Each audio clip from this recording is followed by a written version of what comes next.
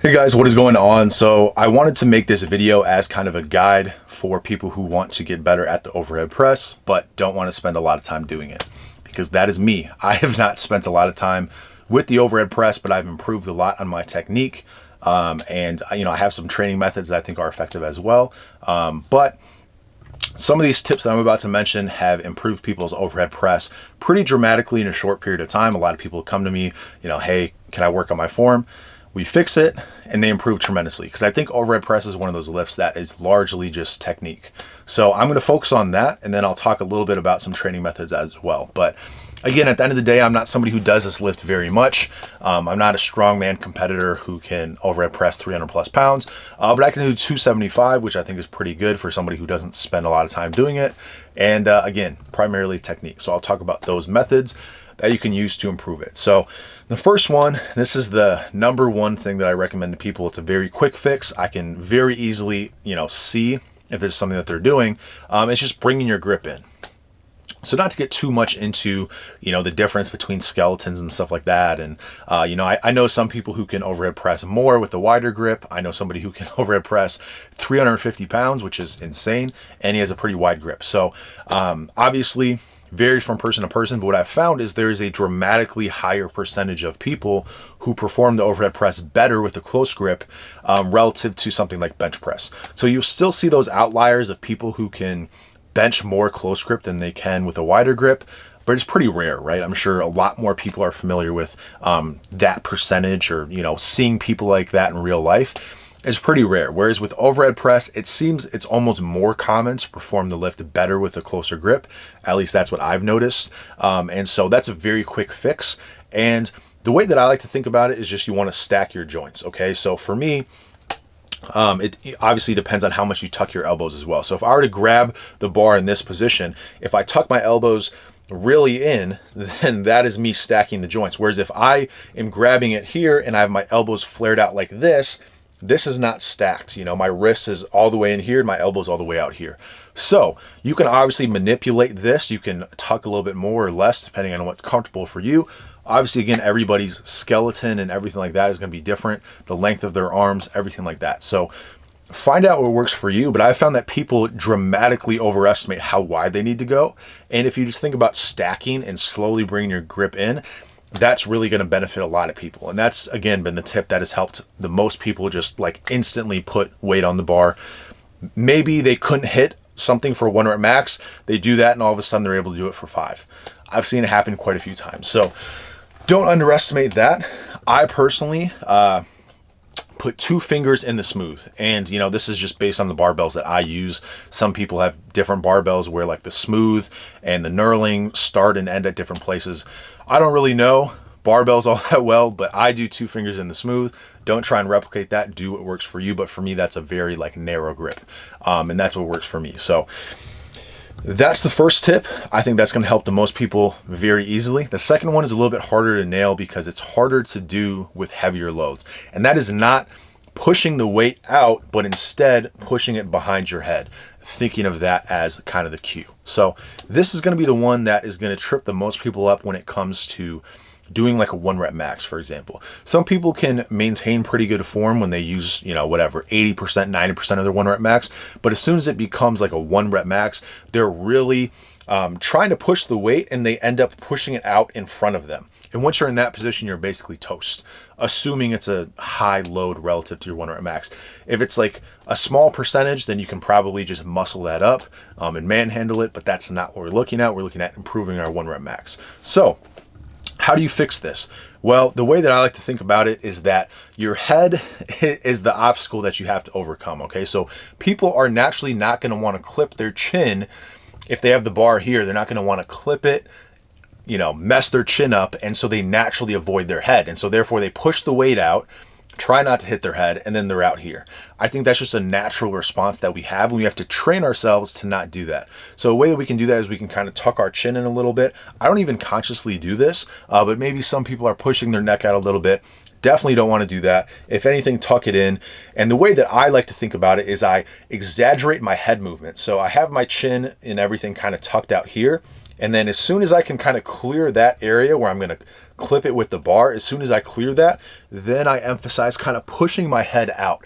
It's like pushing your head through a window, and then you push out, and you want the bar to be, you know, at the middle line of your body, at the center of mass. You don't want to overhead press out here. And again, that's something that you can do if, let's say, you're doing a 10 rep max and you're just pushing the weight out like this. You can just rep it out like this all day if you're doing a 10 rep max. But when you're doing a 1 rep max, when you're in this position, you're toast if you're using something that's a very high load relative to what you can do. So again, really emphasize that form in terms of, hey, get that technique down with lighter loads. Make sure that you're not being lazy when you're pushing the weight out on your rep out sets.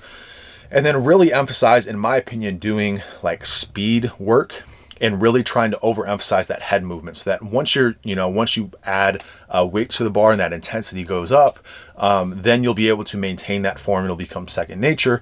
And then you won't have to worry about having it out here when you're trying to hit a 1 rep max. Okay. So those are two things that have really helped in terms of bringing people's overhead press up from a 1 rep max perspective. Now, a couple techniques that you can use to improve your 1 rep max as well.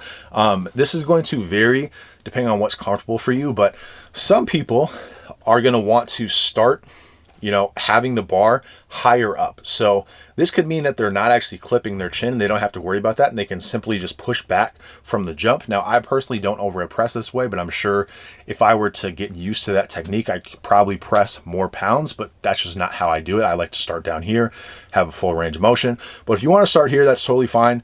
I don't think anybody really cares about this lift enough to start nitpicking and saying this is a strict press and this isn't, but that's a way to do it. One kind of sneaky way to do it, I've seen people where they start here and then they dip the bar down so they get the stretch reflex, and then they're able to go up. So one thing that I've noticed with myself and with other people is, you know, if you can do a higher percentage of your 1 rep max, if you take that, you can actually do quite a few reps with a high percentage, because again, that first rep is going to be the hardest. So if I start from here and I do a 1 rep max, and let's say that's for me 275, I might be able to throw 255 on the bar and rep it out quite a few times, which is something I otherwise wouldn't be able to do with another lift. And that's because I'm getting the stretch reflex on every single rep. Okay, so as opposed to training in that way, I would compare that to picking up a deadlift from a dead stop and then bouncing the weight once you do rep 2, 3, 4. I don't think that's very productive in terms of actually accumulating volume. And I think it's just a way to accumulate reps so you can be like, hey, I did this for 10, when in reality, if you would have paused them, it wouldn't have been the same. Okay, so that's something to keep in mind. If you're trying to just impress somebody and you want to use that stretch reflex, go ahead and do that. Maybe you want to start here and not do the full range of motion. At least that's what I consider the full range of motion, like resting it down here. But, you know, to each their own. I don't think it matters all that much. My personal thing that I am, kind of not that good at is with my legs. I used to keep my legs super, super straight. And I don't know why I'm not able to do that anymore. But if you look at my legs, they do bend a tiny bit. And some people might think that I'm using my legs to help propel the weight up. But that's not true at all. That's just how my legs, like, I'm not locking them out when I have the weight here. And so I think it's just, again, every action has equal and opposite reaction. So if I'm, pushing the weight up, that's pushing the weight down into my body, and that force is kind of collapsing my legs. I don't think that has anything to do with me utilizing my legs. But that's kind of me not doing like a super strict overhead press. And again, I don't think it matters all that much. It's not a competition of who can have the strictest form. Some people, when you sit back and you lean back a little bit, it's like at the end of the day, this is supposed to be a hypertrophy movement or a strength movement that can help build your muscle. And, it's just another way to measure strength. I don't think it's that big of a deal to have like super, varying degrees of what is considered strict. I think if we just call it an overhead press and just try and progress on it with whatever form feels comfortable for us, I think that's a good way to do it. So in terms of, like I said, starting from a dead stop, I would recommend doing that just because you're actually building that strength from a dead stop as opposed to doing that little dip. I don't think that's very productive other than just, having a higher lift. Like maybe you're able to add 10 pounds or 20 pounds to the bar when you do that. I don't know if that's really the best way to do all your reps, because then you're relying on the stretch reflex more so than the true dead stop. So it's kind of like with a bench press. You're going to build more strength over time if you're more strict and you do pauses. But most people don't want to drop the weight and I'm one of these people who likes to do touch and go bench as well. I recently have been pausing all my benches, but I think you build more strength over time if you start at a pause or a dead stop or something like that. So that's just my opinion. You can do it however you want. One thing that I found though is it makes a lot more sense to do speed work and really focus on your rep quality and having really good technique. That is much more important than accumulating volume. Overhead press is a pretty fatiguing lift. So trying to get in a whole bunch of volume, especially if you're doing form that is not necessarily representative of 1 rep max, I don't think that's all that productive. So if I'm going to go and try and accumulate volume with overhead press, I simply just go light and I try and do any lift or any weight where I can keep my technique really good and just make sure that I can put maximum force into the bar with that weight. So for me, I might be doing like 185. I'm probably not doing a whole lot of sets with like 225 plus personally. So I think it makes sense to work in a lower percentage of your 1 rep max, make sure that your technique is really, really good and just focus on getting the maximum force production, making sure that you're starting from a dead stop and making sure your technique stays dialed in the entire time. Otherwise, a method that I found to be effective is you can even push press the weight up, but you push the weight up and then you do a slow eccentric. This is something that I've found to be very effective in terms of building your ability to apply that force. Because if you really want to get into it, there's all the phases of a lift, the eccentric, isometric, concentric, and being able to absorb more force, which is ultimately what you're doing. For every action, there's an equal and opposite reaction. So even when you're stopping, when you're starting from a dead stop, having that ability to have that strength in the eccentric and having that isometric ability, if you do want to stop your reps and really pause them at the bottom, those are going to help you in the concentric portion of the movement. It's the reason why doing an RDL actually is beneficial for your deadlift. Even though a deadlift is starting from the bottom, an RDL is a great way to build up your deadlift. And I think that's kind of the alternative here is doing, again, you can push press the weight up, but doing a really slow eccentric and treating it like an RDL and really getting that eccentric portion loaded to the maximum ability. I like to do triples with these with a high percentage of my 1 rep max. And again, you can push the weight up if you need to, focus on that eccentric, and that's going to allow you to build strength. And then you can express it by doing those speed triples or whatever you want to do and making sure that your technique is really dialed in. So for me, again, slow eccentrics to build the strength as well as doing those speed reps, focusing on your technique. And then you don't have to do a whole bunch of volume and accumulate a whole bunch of fatigue. You can just do those things every once in a while, maybe a couple times a year, and max out your overhead press.